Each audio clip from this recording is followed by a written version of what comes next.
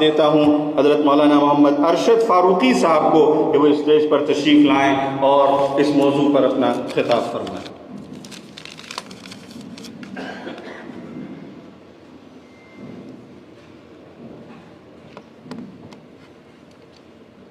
الحمد لله رب العالمين والعاقبة للمتقين والصلاة والسلام على سيد المرسلين وعلى ذرياته وآله وعترته الهاديين المهديين وصحبه الطاهرين المطهرين ومن تبعهم بإحسان إلى يوم الدين۔ أعوذ بالله من الشيطان الرجيم، بسم الله الرحمن الرحيم۔ ربنا هب لنا من أزواجنا وذرياتنا قرة أعين واجعلنا للمتقين إماما۔ موقر صدر، محترم علماء کرام، ائمہ اعظام، سامعین، محفل سجی ہوئی ہے۔ ایک نوجوان حاضر ہوتا ہے، رئیس مجلس روح انسانیت محمد عربی صلی اللہ علیہ وسلم توبہ کی تلقین فرماتے ہیں۔ وہ جوان سال کہتا ہے، ہر چیز سے تو توبہ، لیکن زنا سے کیسے؟ آپ صلی اللہ علیہ وسلم کی مجلس میں اس طرح تذکرہ ہو رہا ہے۔ ذرا ہم تجزیہ کریں اپنے معاشرے کا کہ ایسی کوئی بات ہمارے کسی بڑے عالم کے سامنے کوئی کہے تو اس مجلس کا کیا تاثر ہوگا، کیا اثر ہوگا۔ لیکن سید الرسول کیا فرماتے ہیں؟ قریب بلایا اور اس سے پوچھا، یہ کام تمہاری خالہ کے ساتھ، محرم رشتے کی عورتوں کے ساتھ کوئی کرے تو پسند کرو گے؟ اس نے کہا نہیں۔ اس کے بعد آپ نے خاص توجہ فرمائی، دست مبارک رکھا اور اس کا تزکیہ ہو گیا۔ وہ نوجوان اس سے بھی تائب ہو گیا۔ یہ سید الرسول کے تربیت کا انداز کہ کس طرح آپ نے تربیت کی۔ اور پھر علماء کرام کے لیے اس میں بڑے عناوین ہیں کہ توجہ کیسے دی جاتی ہے، تزکیہ کیسے کیا جاتا ہے۔ ہم تو دیکھ رہے ہیں رسول اکرم صلی اللہ علیہ وسلم کی نگاہ، آپ کی توجہ اور آپ کی رسالت کے جو وراثت منتقل ہوتی آئی ہے، وہ کیفیات بھی حضرت مفکر اسلام مولانا علی میاں ندوی علیہ الرحمہ بار بار فرماتے کہ وہ کیفیات بھی رسول اللہ کی منتقل ہوتی چلی آئی ہیں اور ہوتی رہیں گی۔ تو تربیت کا ایک اسوہ حسنہ آپ کے سامنے ہے، اور ایسا نہیں کہ وہیں ختم ہو جائے۔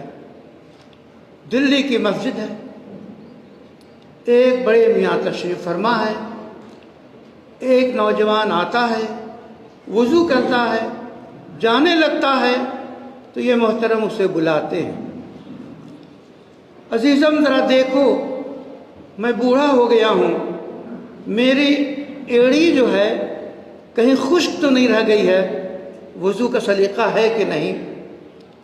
وہ نوجوان ذہین تھا، متوجہ ہوا اور کہنے لگا، حضرت آپ کی ایڑی کیوں خشک رہے گی؟ شاید میری ہی ایڑی خشک رہ گئی۔ اور اس نے وضو کو جا کے ایڑیوں کو تر کر کے وضو مکمل کیا۔ یہ شخصیت کون تھی؟ عظیم محدث شاہ عبد العزیز کہ ہندوستانی سندیں عام طور پہ وہاں سے گزرے بغیر آگے نہیں بڑھتی۔ عام طور سے میں نے کہا کہ حضرت مفکر اسلام کی جو سند تھی وہ اس واسطے کے بغیر آگے بڑھ کے ملتی تھی۔ تو یہ شاہ عبد العزیز کا طریقہ تربیت ہے۔ چلیے مصر میں دیکھتے ہیں، ایک شخص ہے وہ نمازوں کے بعد مے خانے چلا جاتا ہے، مسجد عبادت خانے میں سے نکلنے کے بعد مے خانوں کا رخ کرتا ہے، اور وہ لوگ جنہوں نے چڑھا رکھی ہے انتظار کرتے ہیں کہ کچھ نشہ اترے، جب کچھ کم ہوتا ہے تو اس کے کاندھے پہ ہاتھ رکھتے ہیں، لے کر آتے ہیں، سمجھاتے ہیں، رفتہ رفتہ پھر اسے وضو کراتے ہیں، غسل دلاتے ہیں اور شراب نوشی سے توبہ کراتے ہیں، مسجد بلا کے نماز پڑھواتے ہیں۔ یہ کون شخصیت ہے؟ حسن بننا شہید علیہ الرحمہ۔ چلیے آخری ایک چوتھی مثال، رمضان المبارک کا مہینہ ہے، آخری عشرہ ہے، اعتکاف بہت سے دوستوں کے ساتھ ایک شخص کیے ہوئے ہے۔ اعتکاف کے مناظر ہم ہندوستان بھی دیکھتے ہیں اور بھی بہت سی جگہوں پہ، لیکن یہ منظر کویت میں ہے، اور جو معتکفین ہیں ان کے ساتھ، میرے معتکفین کے ساتھ، وہ شیخ عبدالحمید جاسم البلالی، اور اعتکاف میں جو لوگ ان کے ساتھ بیٹھے ہوئے ہیں وہ ہیں جن کے نشے کی عادت چھڑائی جا رہی ہے، مسجد میں لا کر اپنے ساتھ اعتکاف کی عبادت میں شامل کر کے انہیں سمجھایا جا رہا ہے کہ نشہ بہت بری چیز ہے۔ تو اس دور حاضر میں تربیت کا کیا انداز ہو، آج بھی وہ اسالیب اور وہ اسوے موجود ہیں۔ یہ چونکہ ائمہ کا مجمع ہے، ائمہ کرام ہیں، تو ہمارے معزز ائمہ کو تربیت کے انداز جو ہے سیکھنا چاہیے، معلوم کرنا چاہیے کہ کس طرح حکمت اور دانائی کے ساتھ ہم اپنے سماج کی اصلاح کریں۔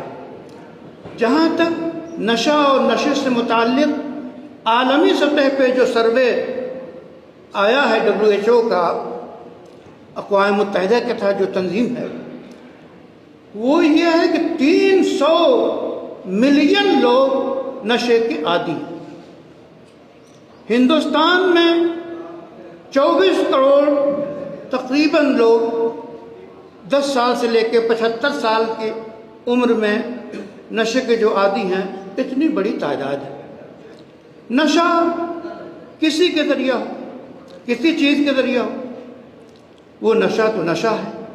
ظاہر ہے کہ ہمارے فقہا جو گفتگو کرتے ہیں، حد کب قائم کی جائے گی، حد شرعی کب ہوگی شارب خمر پہ، خمر کی تعریف کیا ہے؟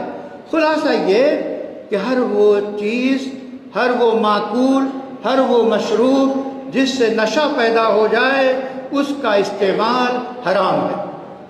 شاہ ولی اللہ محدث دہلوی لکھتے ہیں کہ نشہ اور خمر یا اس سے متعلق استعمال کی چیزوں کی سب سے بڑی برائی کیا ہے؟